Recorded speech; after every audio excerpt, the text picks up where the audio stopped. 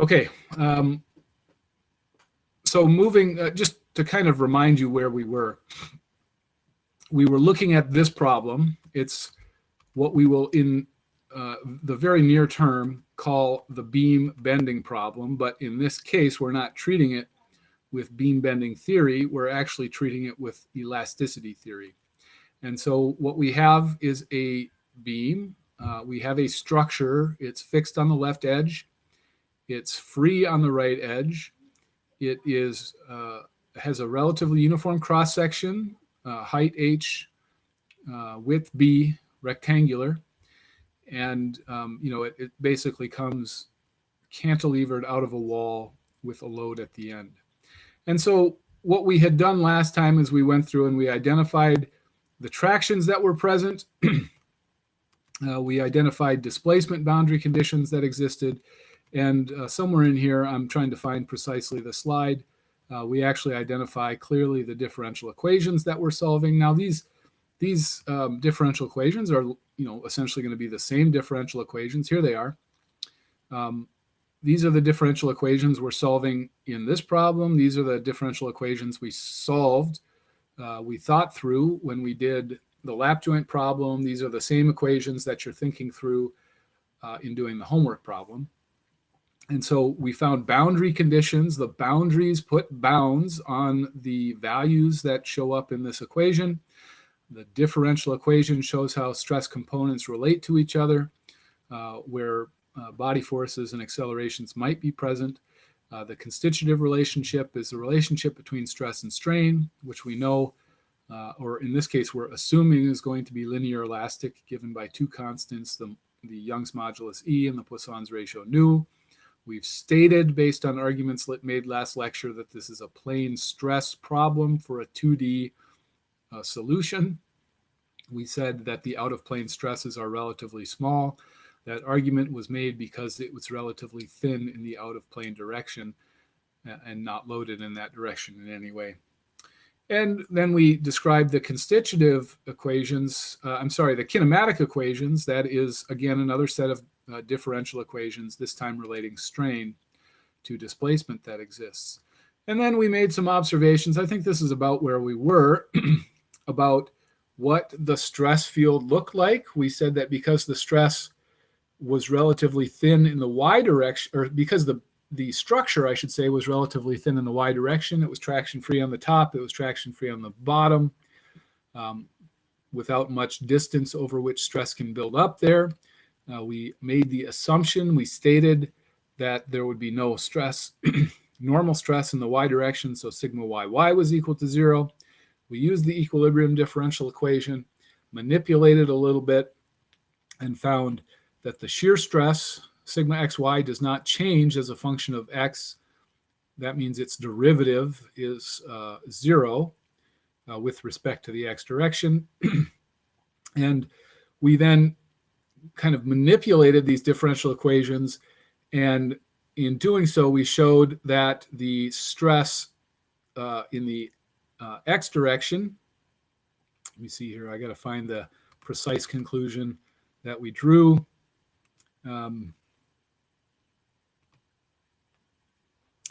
It comes down to this: because there's no stress sigma yy in the y direction, its second derivative has to be equal to 0. Because the second derivative is equal to 0 in the y direction, we found that the second derivative in the x direction has to be 0. And because the second derivative in the x direction is 0, what does that mean physically? That means that stress at most could be a linear function, the first derivative, with respect to the x direction. Only the first derivative can be 0, or of course the stress itself. So it's a linear function of position x. That's the bottom line from that. And here's essentially where we ended up, and we're picking it up now at this point. Any questions on what we did last time? I know that was just a very quick summary, but I want to make sure that we're all on the same page before we continue forward.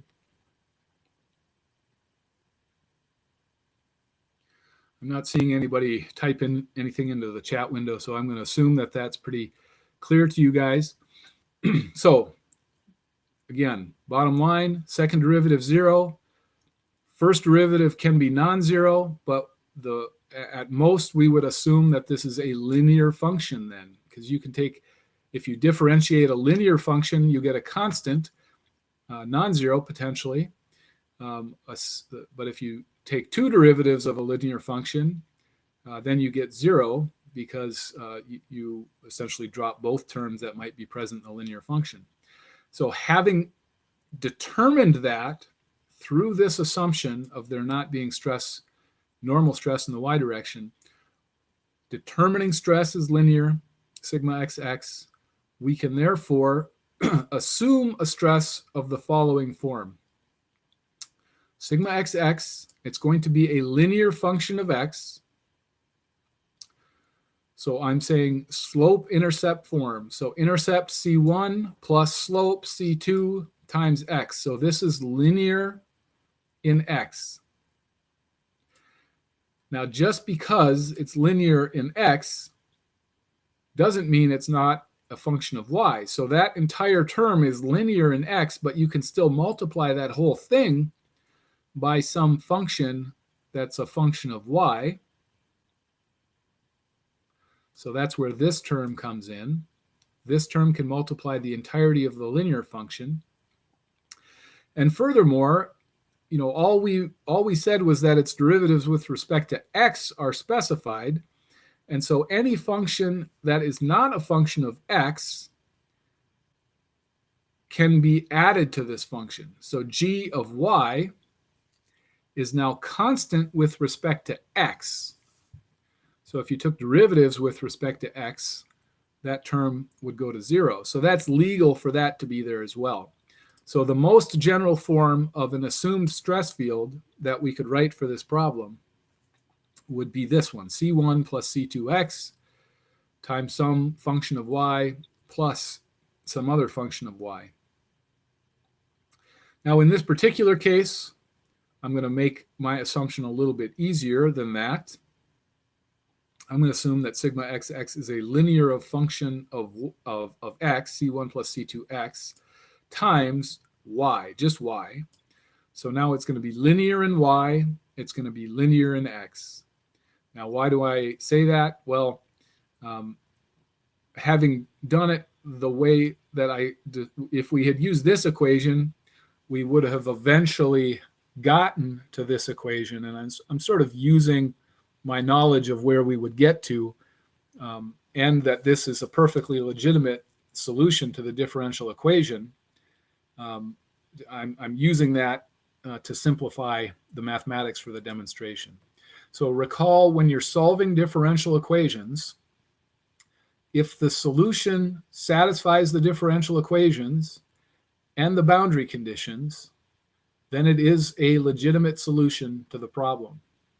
Now, whether it's unique or not is another question, but it is a legitimate solution. So I'm going to claim that if this equation that I've written, that's linear in x and linear in y, satisfies the differential equations and the boundary conditions, that it is the legitimate solution. Okay, so in the end, to accept this stated solution, we need to actually, prove what I've just stated. We need to prove that it satisfies the boundary conditions, and we need to prove that it satisfies the differential equation.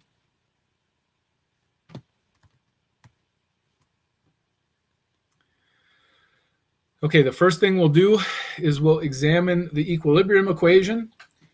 This is one of the two equilibrium equations. It's the first of the two that we had previously derived. Note that I've said there's no body forces here, so I set Bx equal to 0. I also said there's no accelerations here, so I can set the right-hand side, rho Ax, equal to 0. So sigma xx comma x plus sigma xy comma y is going to be equal to 0. And looking at the form of the equation that I expressed, I can take the derivative of this equation with respect to x and plug this into the prior equilibrium equation. So, here's the result. Sigma x comma x is equal to C2 times y. Again, if we're differentiating this term, C1, the derivative of C1 times y with respect to x becomes 0. The derivative of C2xy with respect to x becomes C2y. And so therefore, the answer to that, the first derivative of sigma xx with respect to x, is equal to C2 times y. And then if I put that into the equation above, what we see then is that sigma xy comma y, that is the derivative of the shear stress with respect to the y Cartesian coordinate system, is going to be equal to minus C2y. Now, the next thing to do is actually relatively easy. Since this is a derivative with respect to y, and this is a function that's dependent on y, all we need to then do is integrate this term with respect to the y direction. And so we can do that relatively easily. Of course, we have minus C2 integrated, minus C2y integrated becomes minus 1/2 C2y squared, plus a constant. Now keep in mind we're integrating with respect to the y direction, so this constant only needs to be constant with respect to y. So as a general statement, I'm going to say that the integration constant could be some function of x, as a general statement.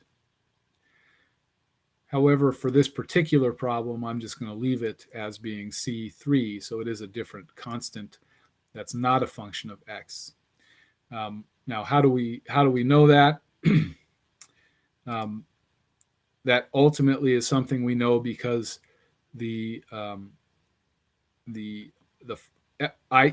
constant f of x it has to be the same for all the cross sections, and if it weren't that way, then the second equilibrium equation would be violated. That is, sigma xy comma x has to be equal to 0. So what am I saying? The derivative of this equation has to be equal to 0. Therefore, this, although we said by integration arguments could be a function of x, by differentiation arguments must not be a function of x. So we're going to leave it as a constant. Question? Okay, so Nicole has asked, I'm confused about why certain stresses are 0. Nicole, that gets back to last lecture. Recall our argument that because this structure was relatively thin in the y direction, and because it was traction free on the top and the bottom, there physically is no room for a substantial stress sigma yy to build up. That is something that we could talk about offline some more if that still confuses you, but that is the assumption that we're making. And for many, if not all of these elasticity solution problems, we end up having to make a few assumptions. This one is reasonable for reasons that you'll see, or for reasons that will become apparent, I hope. But if they're not really apparent, then I'm happy to talk about that some more with you in office hours. So really, that's the only one that we assumed was equal to 0 everywhere, and then the remaining terms that ended up being equal to 0 were a consequence of that assumption. Okay, so bottom line, we need to confirm that our equilibrium equations held. So here we took one of the two equilibrium equations and said, yes, it does hold. The other equilibrium equation was d sigma xy dx plus d sigma yy dy was equal to 0. Sigma yy being 0 meant that this has to be equal to 0. And when we get sigma xy being equal to this, then when we take the derivative, it is 0. So the second equilibrium equation is satisfied. Here, the first equilibrium equation is satisfied.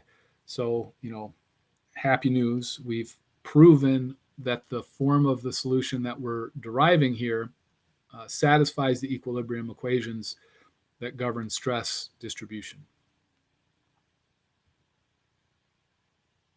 Okay. Now that we've confirmed that, I'm just summarizing what we have for stress present in the problem. It's nice when you're providing homework solutions or exam solutions to summarize all in one place so that they can be found and clearly identified. What we've concluded so far is sigma xx is equal to C1 plus C2x times y. Sigma yy is 0. That was the only one that was assumed. And sigma xy is minus 1/2 C2y squared plus C3. Now it's interesting, that is a function of y squared. Okay, so it's second order in y for the shear stress. It's linear in y for the normal stress, and linear in x also for the normal stress.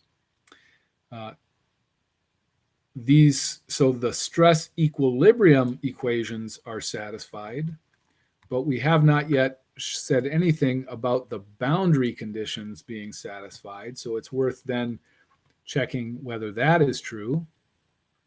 So we'll look at them one at a time. Here was one of the boundary conditions. This was at the top and the bottom surface, we had a traction-free surface.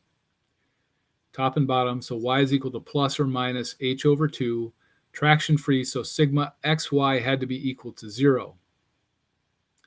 So what does that say? Well, if we look at that and we plug in y is equal to plus h over 2 or y is equal to minus h over 2 into the equation we have written for sigma xy, we're going to get this. And that is that sigma xy is equal to, this is at the top and the bottom surface, 1/2 C2h squared plus C3. And because it's a boundary condition that's known, this equation has to be equal to 0.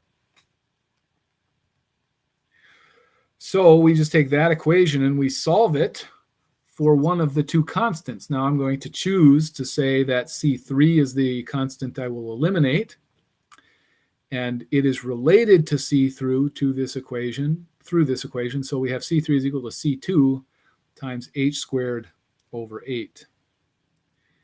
When that is the case, the shear traction boundary condition on the top and the bottom surface is satisfied.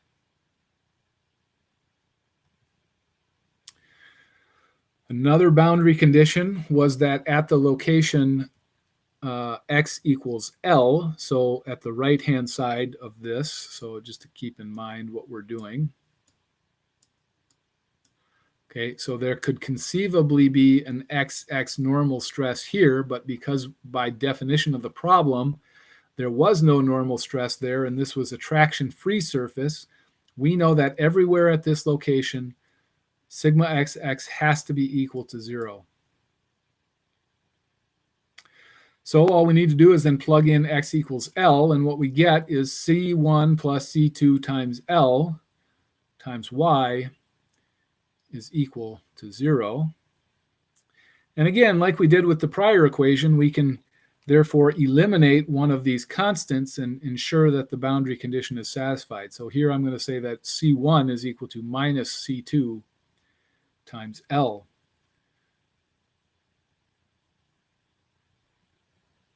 Consequently, we can write sigma xx, having now plugged in these equations, it becomes the right-hand side here, C2 times x minus L times y. That is the new form of the stress xx, normal stress in the x direction equation. Furthermore, we can write sigma xy in its final terms, and that leaves us on the right-hand side C2 times h squared over 8 minus y squared over 2.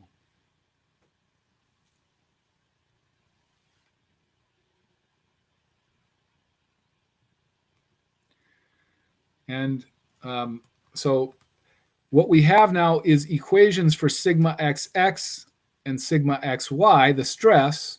They are still a function of C2, an unknown coefficient. So we need to then strive to eliminate, or calculate, I should say, what that unknown coefficient would be. And we still have some boundary conditions to apply. In particular, we have the boundary conditions at the root of the cantilever. And lastly, we also have the shear boundary condition at the right-hand side. So let's address that one next. So this, again, this is the right-hand side of the equation. We had this force here, which we called P. P generally referring to point forces. And what did we say the boundary condition was? Well, it was the integral from minus h over 2 to h over 2, so from the bottom to the top of the shear stress over the area. In this case, the area is b dy. That integral has to be equal to the applied load, and in this context, it will be negative p because of the way the arrow is drawn downward. And so because we have an equation for C2, we can simply perform this integral.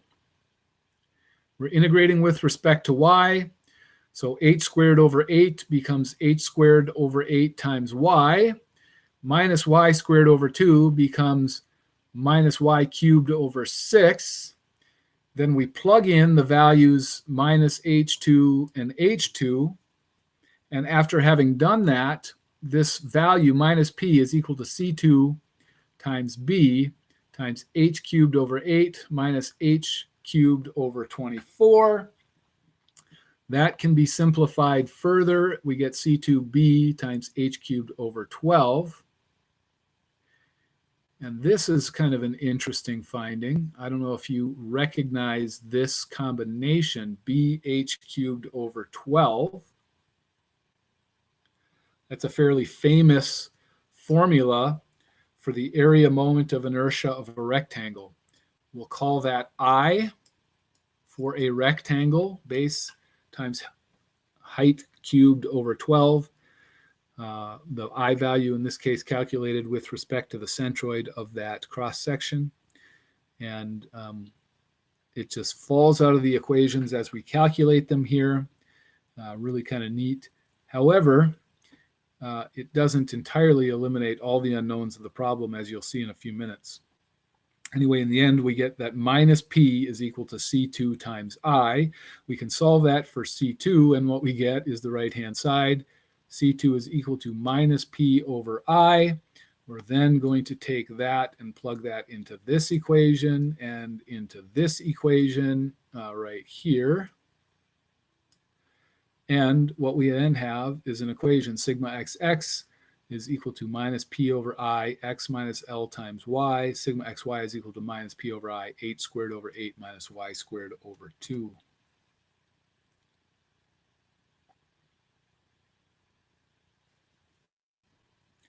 Again, this is just a summary of the equations that we've developed.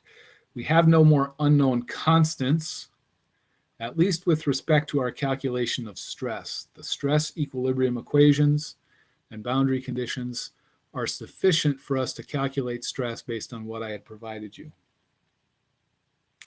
However, that's not actually everything we would eventually need.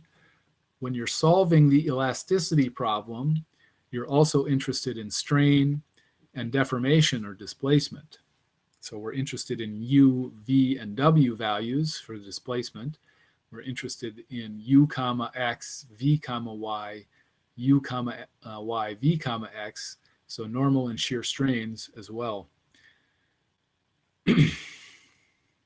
Okay, so to obtain those displacements, of course, what do we use? We use the stress strain equations, also known as the constitutive equations, and we use the strain displacement equations, also known as the kinematic equations, and we use those, ultimately our goal being to solve for displacement, and we're going to pick up strain along the way.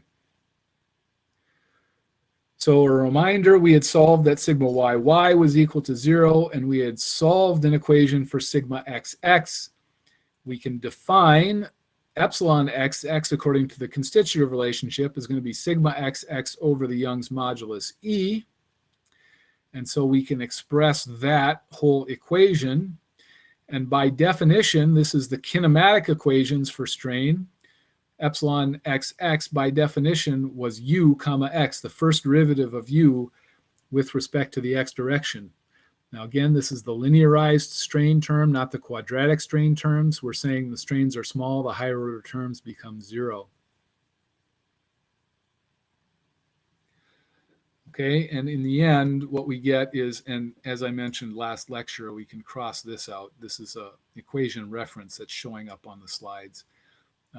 U, the displacement field, this is the displacement in the x direction. U, as a function of xy, has to be the integral of this equation. Since this is du dx, if we integrate that with respect to x, we're going to get u.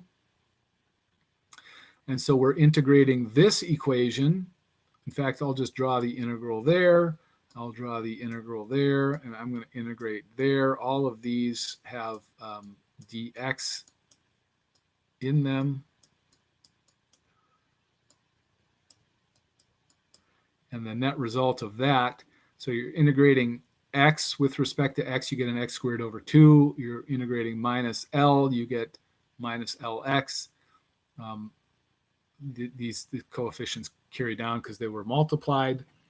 This was an integration with respect to the x direction, so we have a constant with respect to x that results. I'm going to say that constant as a general rule could be a function of y, because if it were a function of y, it would disappear when when the derivative with respect to x is taken. So lo and behold, we have still another unknown that has shown up in these equations that we're going to need yet another boundary condition for. We'll get to that in a few minutes. Keep in mind also that we had the kinematic definition of epsilon yy, which was the derivative of v with respect to y, v being the displacement in the y direction. And that by constitutive relationship is going to be equal to minus nu over e times sigma xx. We have sigma xx solved, so we just plug that in. And so after, and again, we're going to cross this little reference out, so ignore that.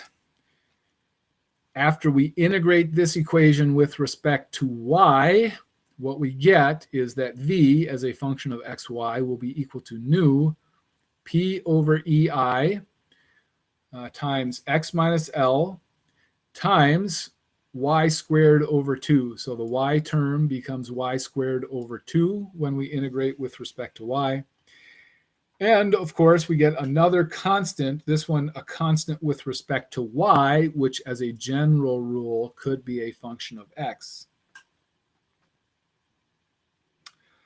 So lo and behold, two integrations, 2 new constants that need to be solved for, so at least 2 boundary conditions that we're going to use. Last but not least, of course, we can look at what the strain is, epsilon xy. So epsilon xy is the tensor version of the strain, which you may recall was half of the engineering version of the strain. So I could say that this is also equal to gamma xy. Gamma xy is equal to 2 epsilon xy, which is equal to sigma xy over g, the shear modulus. And, you know, as you know, now we have solved for sigma xy, so we plug that in. So that is p over I h squared over 8 minus y squared. We've canceled the 2 that was present, and we've added the g.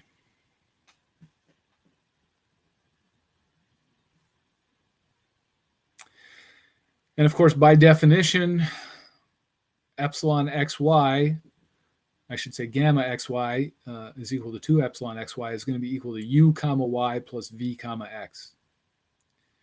U comma y plus v comma x. Now, this came from this, and of course, the modulus. This comes from the definition, epsilon xy. This is the kinematics. Now, as you have seen, we actually computed v, the displacement, here. And we computed u, the displacement, on this slide here. So because we have equations for u and for v, we can easily take derivatives with respect to x and y for v and u. And if we do that, what we're going to get is the following. That is minus p over ei x squared over 2 minus lx plus df1y dy. So we took the derivative of u. We had a y present sort of right in this general area, which we then took a derivative with respect to. So the y went away, and we had this generic function. We didn't know exactly what it was. We set it arbitrarily, or I said it is a constant with respect, but it could be a function with respect to y. And so now we can take its derivative. We don't know what it is, but we know its derivative. Okay, so that was the first of the two. The second of the two, similarly, we get nu p over ei y squared over 2 plus df2 dx.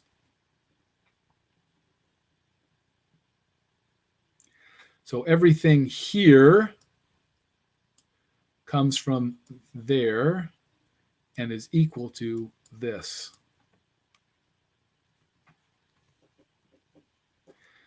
So in the end, we can rearrange those equations, and I've done this in a very specific way.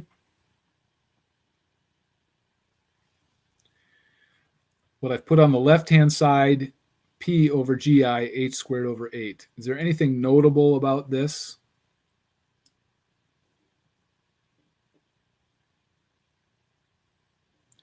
I know I'm kind of asking the question, what am I thinking? I recognize that. But it is actually notable. Let me take it one step further, and I'll show you the next slide. Again, you can cross this thing out because this is just the label of the equation. And I've rearranged those equations, and now I'm expressing it. This was the left-hand side, p over gi h squared over 8. Note that that is not a function of x, nor is it a function of y. So in the equation I've written, I've expressed the left-hand side as a constant. The right-hand side of the equation, however, had two parts. One portion of it, which I'm going to put in parentheses, has things that are functions of x. The other portion of it, I'm going to put in square brackets, has things which are functions of y. Okay, now, here's the kicker. The left-hand side was constant. That means that the whole right-hand side has to be a constant. However, because the parenthetical terms, the things that are functions of x, are not functions of y, it turns out that they're all going to have to be a constant as well. Because we can't use y to cancel anything in here. So the terms in the parentheses, which I'm going to now call B1, are also a constant. The same argument is made for the terms that are in square brackets. All of those are functions of y, but because in this portion of the equation we don't know what x is, we can't use x to cancel anything that would be in this equation. So therefore, it also has to be a constant. Because the left-hand side has to be constant, and we can't play x and y off against each other, the things that have x in them have to be a constant, and the things that have y in them have to be a constant. So a parenthetical statement, B1, square brackets, B2, all of those are constants. Left-hand side, B1, B2, all constant. All right. Questions? Do people understand that, and does that make sense to you? I'm looking for a little confirmation from you guys here because, you know, I'm talking to a big empty room at my home here. I only see a few faces. I can't tell if you're bewildered or bored. Bewildered because it's so confusing, or bored because it's so easy.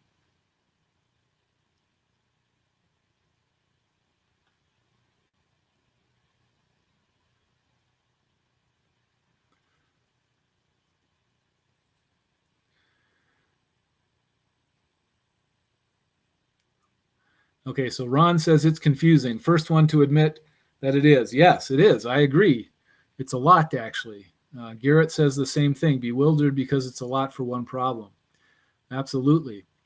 What we're actually demonstrating with this problem, even though this problem is really simple in concept, you know, the geometry is really simple, the material is really simple, the loads are really simple. You see how much a simple problem actually is confusing and difficult to solve. Okay, so I see another admission, very confusing. So yeah, so it is confusing. Anyway, I think we've gotten to a point, I think, where I've demonstrated that you can calculate stress with the differential equations and boundary conditions, and making that one key assumption. I think I've demonstrated that, you know, you can do what's called separation of variables. By the way, if you guys go back to your differential equations class, this technique that we've just done is called separation of variables. Sarah asks a question. Sarah says, I'm still confused as to what f1 of x and f2 of x are supposed to be. So it's actually f2 of x and f1 of y, but I still take your question. So what are they? What is this f1 of y? What is this f2 of x? Those are both integration constants. Let me go back a few slides here. So we had this, I'm circling, I know there's starting to be a lot on the screen here, but I'm circling v comma y. I'll just remind you of what that is. V is the displacement in the y direction. V comma y is the partial derivative of that displacement with respect to y. So we can, to get v, we need to integrate. So we integrated, and then this is now v, and we had an integration constant. Because we are integrating with respect to y, it was a constant, but it was only a constant in terms of y, so in general could be written as a function of x.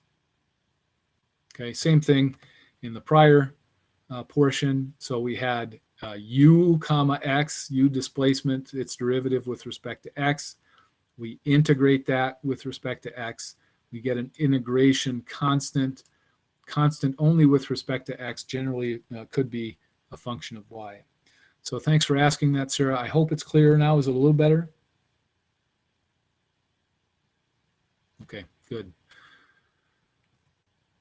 All right, so anyway, bottom line, separation of variables. We have left-hand side constant and two constants which have the constants with respect to their overall value, but they are functions of position within the constant. Okay, now B1 and B2 must each be constant or change only in only x or only y, or will violate the constancy of the left-hand side. So that's kind of the summary statement that I had made previously. Here's, you know, I mentioned the equation reference numbers. Here's where I'm actually referring back to that equation for clarity about where that came from. Anyway, so what we have is that B1 is equal to this set of terms, B2 is equal to that set of terms, B1 is a function of x but constant overall, B2 is a function of y but constant overall. Now, getting back to what Sarah was asking, we would like to isolate these terms, F1 and F2, we're going to move those to the left-hand side and move everything else to the right-hand side. So here I'm going to start with F2, the top equation. dF2 dx is equal to the right-hand side plus B1. So basically I took this and I moved it over, and then I swapped left and right. Now, this is a derivative of a function with respect to x. We can integrate that function with respect to x. And what do we get? Well, x squared over 2 becomes x cubed over 6. Lx becomes Lx squared over 2. B1, which we said was a constant earlier, now becomes B1 times x. And we get yet another constant, B3. Okay. We're just magically creating constants out of all sorts of places. Again, this comes from integrating.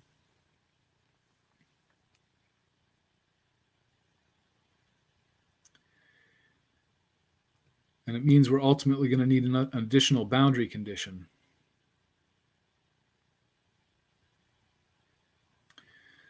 Okay, now this is just a reminder of what this equation looked like previously. V of x and y was equal to this function.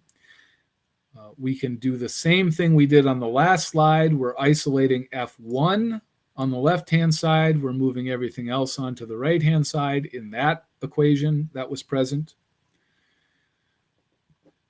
We're saying, okay, if we know its derivative, we can integrate and get a new equation. So integration becomes, y squared over 2 becomes y cubed over 6. B2 becomes B2y. We get a new integration constant B4 to accompany B2, the one that we previously know to be a constant. Garrett, you still think it's a lot? There's more, right? Okay, so anyway, recall the equation for U. Okay, so anyway, what have we found? I guess in hindsight, it would be better to combine. So this equation here, F2, I'm going to put like an asterisk there, is now what lives right here. So V lives here, has F2 in it, and F2 itself has two unknown constants. Then we started the next one, so this should have been a slide break right here in hindsight. Now we have F1. We can plug that in. I'm going to call this, instead of asterisk, I'll call this $sign, okay? So there's $sign, and we're going to put $sign right here.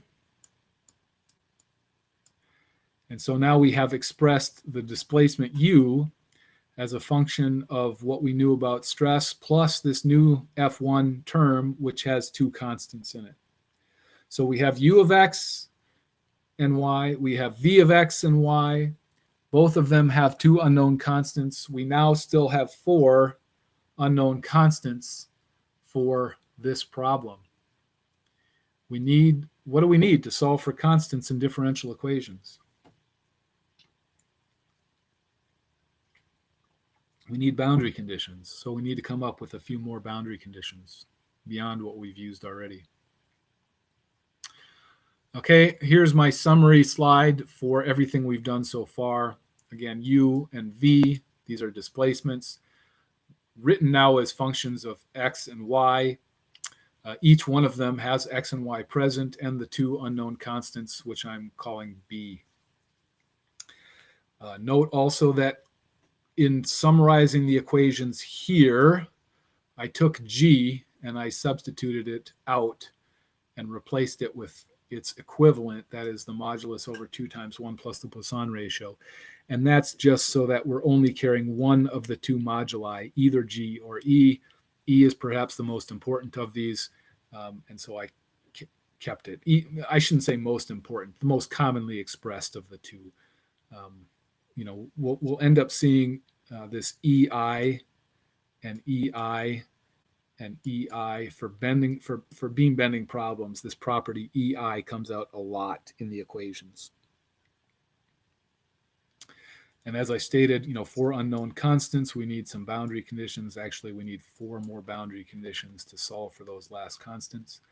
Now, at risk of, so I kind of flashed them to you there already, the equations that we're going to use. Let me draw, and I'm going to ask you to think through it instead of just taking as truth what I have on the next slide. So what are some boundary conditions for this problem? Now, we've already used the traction-free top surface. We've already used the traction-free bottom surface. We've already used the resultant force due to shear on the right-hand side. We've already used the normal stress on the right-hand side. We've already used the normal stress on the left-hand side. So what have we not used in terms of boundary conditions?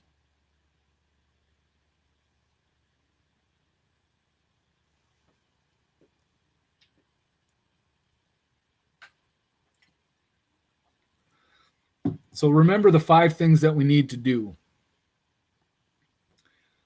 You know, I wrote them, these 5 steps. We need to find a displacement field. The displacement field must satisfy the kinematic relationships, which were differential equations. That is the displacement to strain equations. The strains, when coupled with the constitutive relationship, had to be satisfied, which needed to satisfy stress equilibrium, and then the stresses that result needed to satisfy traction boundary conditions. All the boundary conditions we focused on so far are on the 5th part of that, the end part of it, the traction boundaries.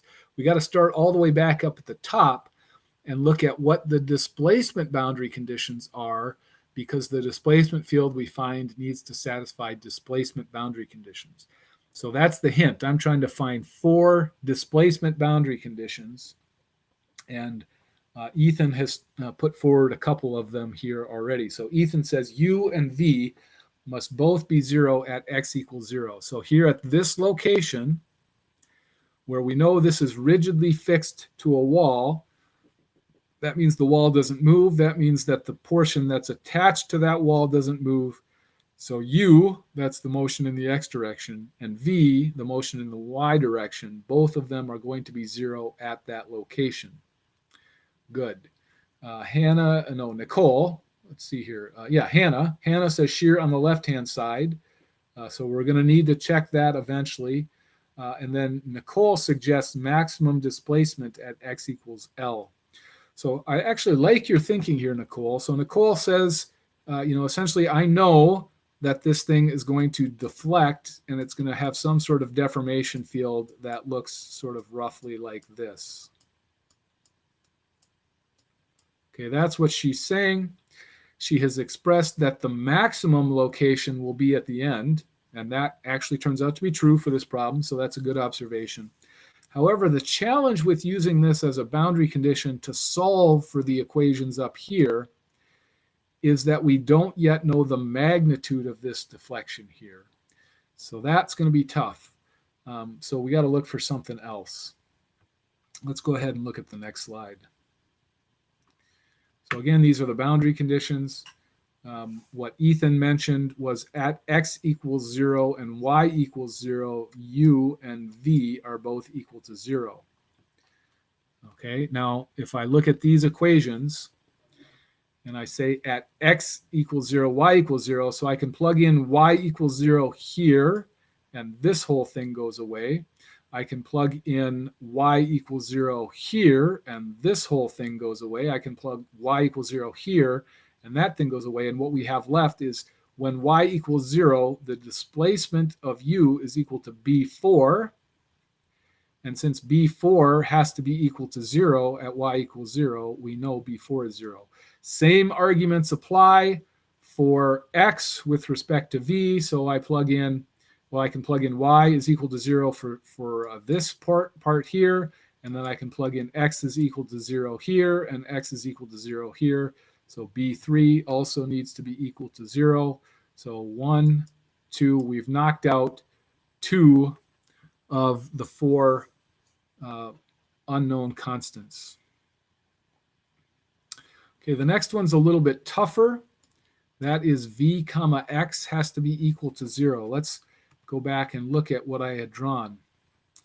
V comma x is the slope. It is the y displacement. Its derivative with respect to the x direction at the root. Now, if I were to, I'm going to draw, instead of the whole beam, I'm just going to draw a line. So the deflection now looks, and I got to be really careful because this is hard to draw with a mouse. The deflection looks something like that. And importantly, here at the root, this line remains horizontal. That's because of the boundary that we've applied, that this is assumed to be a rigid wall. So at this point, it's horizontal. There's no slope. And then anywhere outside of that left edge, there is a positive slope, and it increases as we go further. So anyway, the boundary condition that we can choose to use here, slope at x equals 0, is equal to 0. Now, to go up and examine how that fits into the equation, again, v comma x. So if I look at v, and I take the derivative of that with respect to x, and you can go through and do that, and then anything that's left, you have to say, okay, we're assessing this at the location x equals 0. And what ends up happening is that b1x becomes b1 because you're taking the derivative with respect to x. So that's this term here. And then the remaining terms get canceled because of being higher order terms. So at y equals 0, everything here goes to 0. At the first derivative with respect to x gives you an x squared and an lx. And so setting x equal to 0 there, so that goes to 0. So what we have left is b1x. Its derivative is just b1. So then from that, we find that b1 is equal to 0. So now that's 3 out of the 4 values that were unknown previously. And the last one is pretty easy, actually. Let me go back to this equation. The left-hand side, which was constant, is equal to the right-hand side. The right-hand side, b1 plus b2. So b1 plus b2 is equal to a constant, and it's actually known. We know what that is. It's minus p over g1 times h squared over 8. b1 being equal to 0 leaves it just being b2 being that value. And lo and behold, now we know b2, and we can plug that into these equations here. And the only one that's non-zero is this one here. This one goes to 0, this goes to 0, this goes to 0. There we have it. We now have u and v expressed as functions of x and y. b2 itself is a constant, but it takes on this value. And we can calculate strain. We can calculate that directly because we can say u comma x is sigma x epsilon xx, strain, normal strain in the x direction.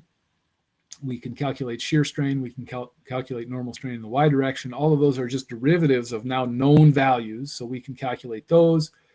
We can calculate the stresses. In fact, those are what led us to these equations. And the problem is solved. We're done. Okay.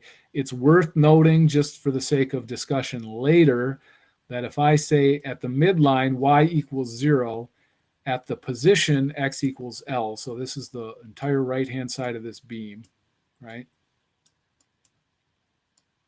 So if I apply a point force P at this location, the deflection is going to be this, PL cubed over 3EI. This problem and this answer are, in fact, quite famous and well-known, very well-known cantilever beam end tip load, PL cubed over 3EI, well-known solution. And so essentially we have checked our work against a well-known solution. What we came up with actually satisfies that solution. And oh, by the way, lo and behold, we can then, when we do beam theory calculations later, which will be much simpler than this, okay, I promise. we can then verify that the beam theory solutions also predict this same deflection at the tip of the cantilever beam. Okay, let's see here. It is 3:30, so we have about 20 minutes left. I know that this was an exercise that worked out your brains pretty hard. This whole last slide here, I make this point. We have seen now how difficult. So that was a pretty difficult solution, even though this was a simple problem. Okay, note it's only two-dimensional, right? If we went to 3 dimensions, it gets even harder. For the vast majority of real structural problems, we actually are unable to formulate a closed form solution where we could express stress simply as a function of position, stress, strain, and any other properties of interest. We can't solve most problems because closed form solutions for those problems don't exist. They're too difficult. And ultimately, that is what leads us to the 2 types of solutions that we will pursue for the remainder of the course. One of those types is called, I like to think of as engineering solutions. Engineering solutions are like beam theory. Okay, I've mentioned those words, beam theory. Okay, beam theory, we're making a set of approximations that greatly simplify the results or the differential equations that are present, make them much easier to solve. But to do that, we need to make approximations, and those approximations have consequences. Okay, so the problem solutions become tractable, but they also have limitations. So that's what we're going to see in the next, say, 6 to 8 weeks is going to be a lot of engineering solutions for these problems. Make an approximation, calculate based on that approximation, determine an answer that we think is going to be pretty close, but has some limitations. And then subsequently to that, we'll start to talk about approximate solutions. So engineering solutions are correct within the ability to make the assumptions that we make. If the assumptions are true, our solutions are correct. Approximate solutions is going to be the last third of the course. In the world of approximate solutions, we actually allow some things to kind of be incorrect. We call them approximate for a reason. What we're doing is we're throwing out the necessity of satisfying all of those things that I alluded to. And we may choose to just satisfy a subset of them. And hopefully we will get a solution that is close enough to the real solution and provides sufficient insight to the real solution for us to do our jobs as engineers. So that's what's coming. Engineering solutions and approximate solutions, although I'm a little uncomfortable with the term engineering solutions simply because approximate solutions are engineering solutions as well, but it's kind of how they're classified. Okay, so Jeremy's asking in the chat window, he says, is this basically a modified proof of beam theory? So no, I haven't proven beam theory here.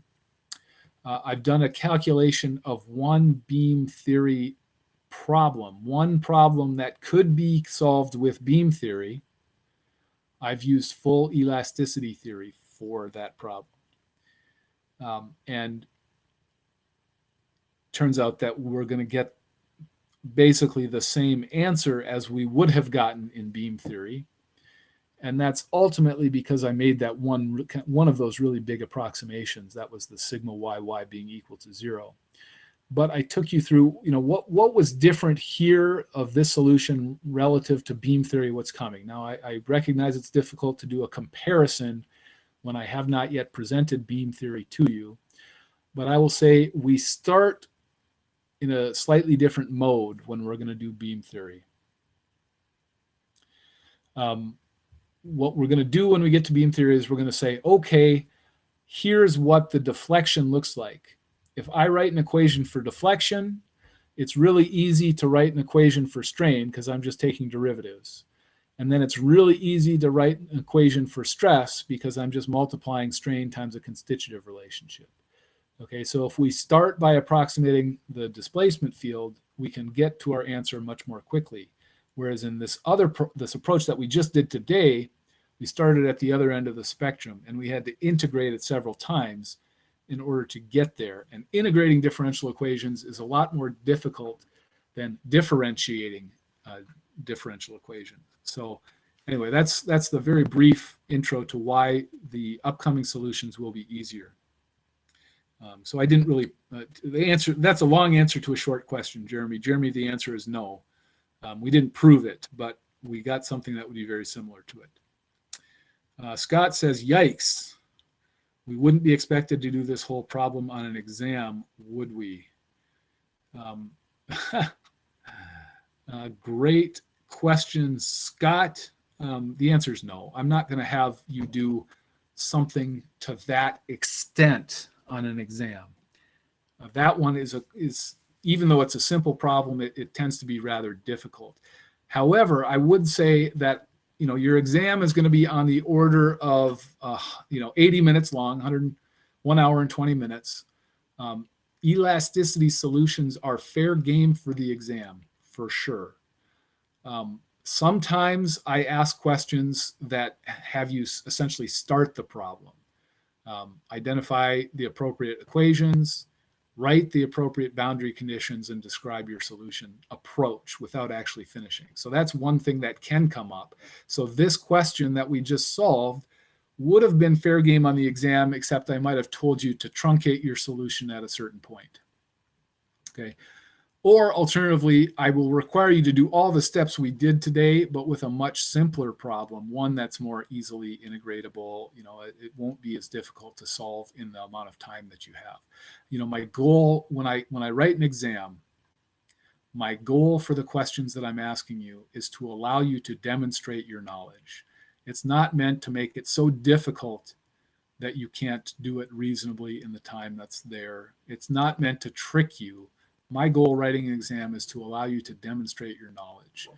And so a problem of the complexity that we just did is too much. But that doesn't mean that we couldn't do something similar and truncate it and stop short of the complete solution or do something a little simpler. Let's see here. Nicole asks, well, you guys are commenting pretty fast here.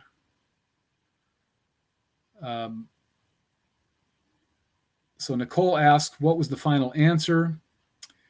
Do we always have to do these 5 things, or does it depend on what's being asked for? So that's the solution to the elasticity problem. If you're solving an elasticity problem, your end solution has to meet all those requirements, Nicole.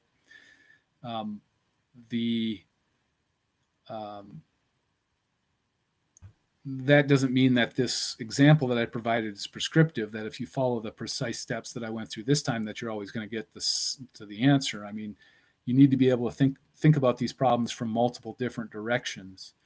I might start with a stress and have you solve stress and then move on to strain. I might give you strain and then have you go the other direction. I might give you displacement and have you start there. You could start anywhere and go anywhere in these problems. And, that's kind of the answer to that. It's what's the answer to the question? So the answer, Nicole, in summary is, if you've written the displacement field and you've written the strain and you've written the stress, and all of them satisfy the boundary conditions as appropriate, then that's the answer.